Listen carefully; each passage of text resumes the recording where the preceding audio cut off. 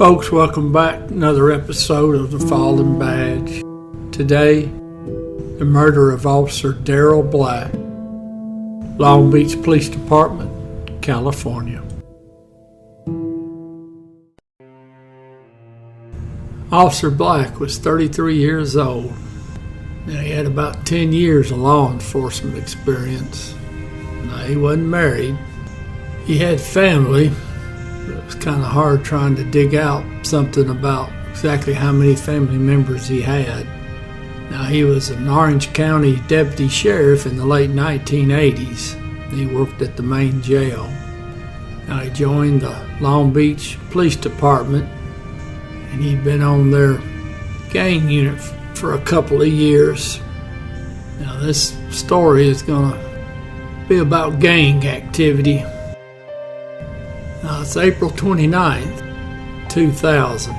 So the suspect and fellow pistoleros load up in a couple cars, and they're going over to the rival Grand Poopah's house to take care of business.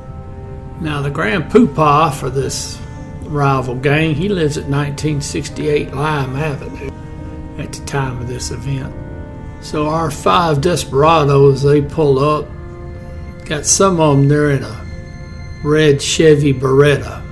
Now, they pull on into the 1900 block of Lime, and they park facing southbound, about middle ways of the block, and they're on the west side of the street. So one of the gang members, he gets out. Second vehicle pulls up. It's a Honda. Now, they park that in front of the Chevy Beretta. Now, one of the fellas, he gets out of that Honda. He starts walking on foot northbound towards the Grand Poopah's house. Now, he's on the east side of the street as he's walking. Now, our suspect, he gets out of the Chevrolet. Now, he's getting ready to walk up towards the Grand Poopah's house. But now, before the suspect steps on across the street with his rifle, he sees an unmarked police car, and it's coming southbound. It's about 2 houses away when he sees it. And of course, he knows it's the police car. Now, it's unmarked, but I mean, this is not an undercover police car. This is just unmarked. So any 9-year-old would recognize an unmarked police vehicle. Now, the 2 officers in the car, it's Officer Black, and him and his partner on routine gang investigation. That's what they're doing for this particular night. Now, they identify them as detectives. Now, from what I could gather, the LAPD might be like Memphis. If you're in a position that's normally held by a sergeant, they call you a detective. Now, the partner's driving, Detective Delphin.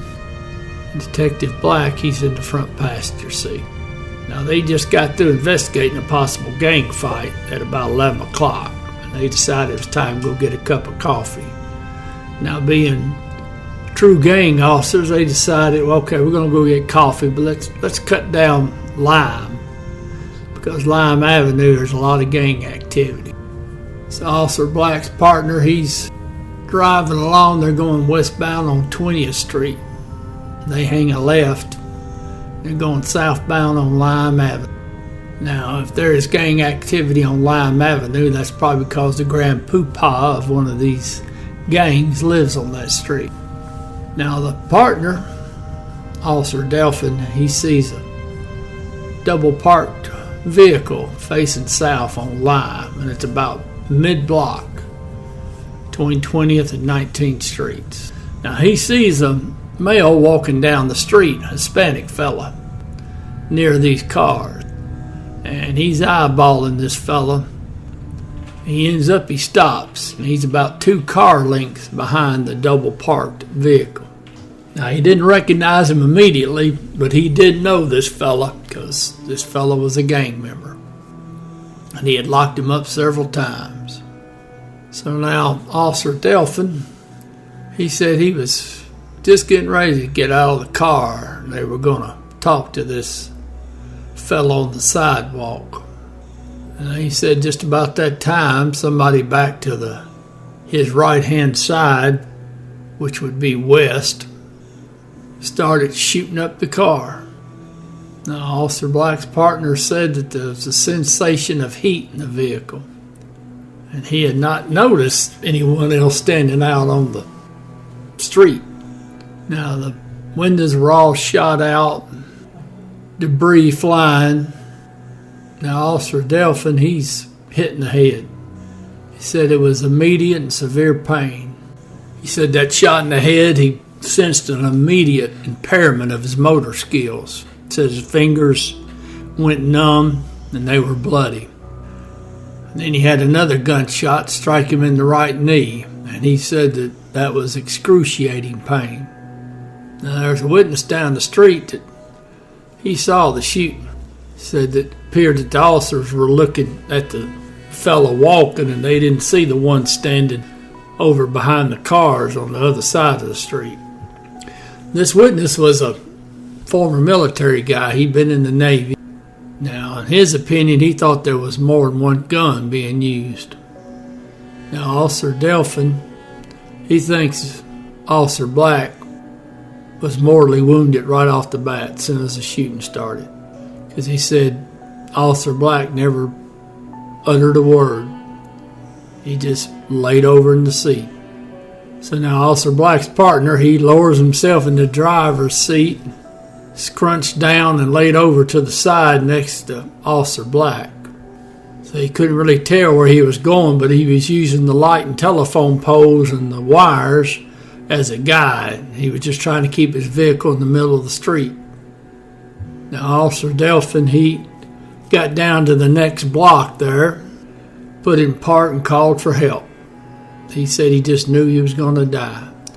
So now the vehicle was stopped in the intersection of 19th Street and Lime, facing southbound. Now the witness said that the suspect that was shooting, he was standing on the passenger side of either a gray or red car that was illegally parked against a curb on the west side of the street, and that the suspect had fired over the parked car. The estimated distance from the suspect to the police vehicle was about 10 feet or so. Now the Chevy Beretta, it backed up onto the curb and it took off. They went northbound on Lime towards 20th. Now the other suspect vehicle, the Honda, it went south on Lime. That means it must have passed the officer's car. And one of the gang members, he never got back to the cars because he'd been one of the first ones to get out. So he was left there on feet to save himself. So now he's got to get out of the area on foot. 11:08 p.m., police dispatcher receives the radio call from Officer Delphin. Advised that he and his partner, Officer Black, had been shot and they needed help. So, of course, dispatcher sends everybody and the helicopter. Now, obviously, the unmarked police car is shot all to pieces. Now, Officer Black was slumped over to his right, his head was tilted back, and he was covered with blood. Officer Delphin was in shock, and he was holding on to the steering wheel, and he had a dazed look on his face. Officer said they could see that blood was visible in the area of his right temple. So now officers got Officer Black out of the vehicle. The officers all thought that Officer Black was DOA. They observed he had a large bullet hole in his scalp. Said he had limited vital signs, and they said he was not responsive. Now the officers were trying to get Officer Delphin out of the car, but his hands were still gripping the steering wheel. And other than the obvious head wound, they also noticed that his right knee was nothing but blood and bone. With great difficulty, the officers were finally able to get Officer Delphin's fingers pried loose from the steering wheel. And they transported both officers to the hospital. Now, they immediately set up a perimeter in the area, and they had the TAC unit over there. Now, about 20 minutes after the shooting, residents at 2051 Lime Avenue, they called the police, said there's a Hispanic male with a handgun hiding in their backyard. So the police go over there, and I'm sure they went over there in force. About 2 o'clock in the morning, they hit that backyard, and they catch one of the gang members, the one that had gotten left, and they recovered the pistol he had. So now Officer Black, he dies at the hospital shortly after midnight. I don't know what the official time they declared him dead, but it would have been on April 30th the next day. And you figure the time they got him out of the car and got him to the hospital, it was probably pretty close to midnight as it was. Now his partner, he's going to make it. He's a tough fella, take a shot in the head like that. Now our suspect, he gets back, he's hanging out like nothing's going on. He burned all the clothes he had. But now the one they caught, the police, he decides he's going to cooperate. Because I'm sure they're letting him know that we do have a death penalty in the great state of California, and you may be a part of the murder of a police officer and the attempted murder of another police officer. So the police, they get this gang member to make a phone call to the suspect. And the suspect, he answers the phone. And they keep that conversation going long enough that they can figure out where the suspect's sitting, where he's laying his head. So now the police on May 2nd, 2000, they do a search warrant on the suspect's house. And they lock up the suspect. And there's a hiding spot behind the stove in the kitchen, and they find that CAR-15 rifle. Now there's a magazine still in it. It's got 11 rounds in the gun. Now all this information as I'm going along is coming from the California Supreme Court. Now they also find that red Chevy Beretta that was used to travel to and from the shooting scene. Now our suspect sits down with the police investigators, and they spoke with the suspect for about 2 hours and 40 minutes. Unrecorded interview with the suspect. Famous words of some investigators from the NYPD. They said the most important interview is the one done before you put it on tape. Evidently, LAPD's of the same opinion. So they take a recorded statement from the suspect. He confessed to shooting the officers. Now, obviously, when they had first started talking, the suspect had lied, but you know, you shoot the breeze with them, let them know all the evidence you got. It's amazing how you can slowly get the truth out of somebody. Now, according to the suspect, he said their plan was the 5 of them were going to walk over there to the big cheese of this rival gang, knock on the door, and when he came to the door, they were going to shoot him. And the suspect, he confirmed about all the weapons being carried by all the participants. Talked about them parking the cars. Now, he said his little buddy had got out of a car, out of the Honda, and he was walking back northbound on foot towards the rival gang leader's house. Now, he was on the east side of the street. Now, our suspect said he got out of the car and he was getting ready to walk across the street, but then he saw the police coming down the street. Now, our suspect said he ducked down behind the passenger side of the Chevy Beretta. Now, he saw the police stop, and he said he knew they were eyeballing his little gang buddy across the street. And he said, well, his little buddy was on parole, and he knew if they made contact with him, they'd take him to jail because, of course, his little buddy's got a pistol on him. So our suspect said he wanted to save his little gang partner, so he stood up and he started cranking rounds downrange at the police vehicle. Now, he said he thought he fired about 15 shots, and he said the police vehicle was probably about 10, 15 feet away. Now, he said he saw the rounds striking the officers, and he freely admitted he knew it was the police when he opened fire. Then he said the police vehicle, it just slowly drove southbound past where the suspect was. Now, the police recovered 28 .223 caliber Remington shell casings off Lime Avenue. Now, 24 of the casings were grouped together in front of 1951 Lime Avenue. Remaining 4 casings were grouped together approximately 40 to 50 feet down the road in front of the residence at 1968 Lime Avenue. Ballistic testing established that all these casings were fired from that car 15. Now, what they're theorizing, the police, is the reason 4 of those casings were in a different location than the other 24 is because when the suspect vehicles were getting away, those shell casings got thrown down the road.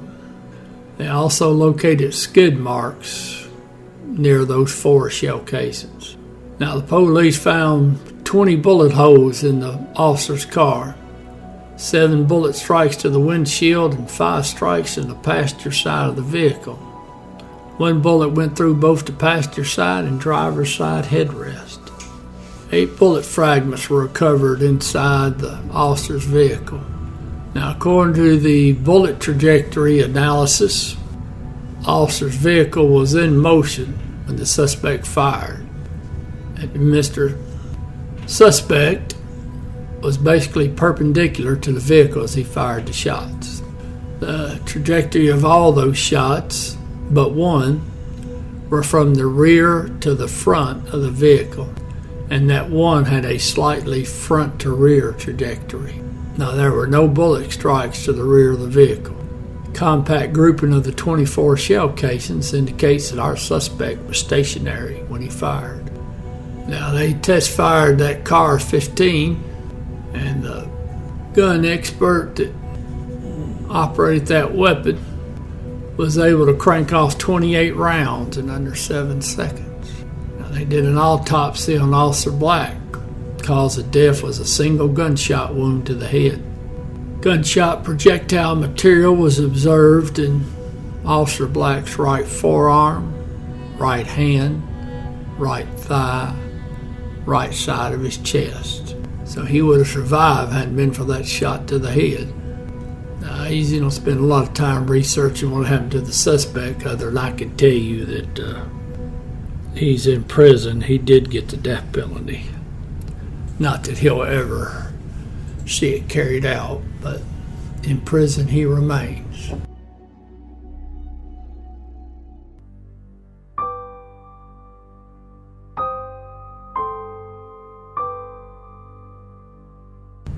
Officer Daryle Wayne Black.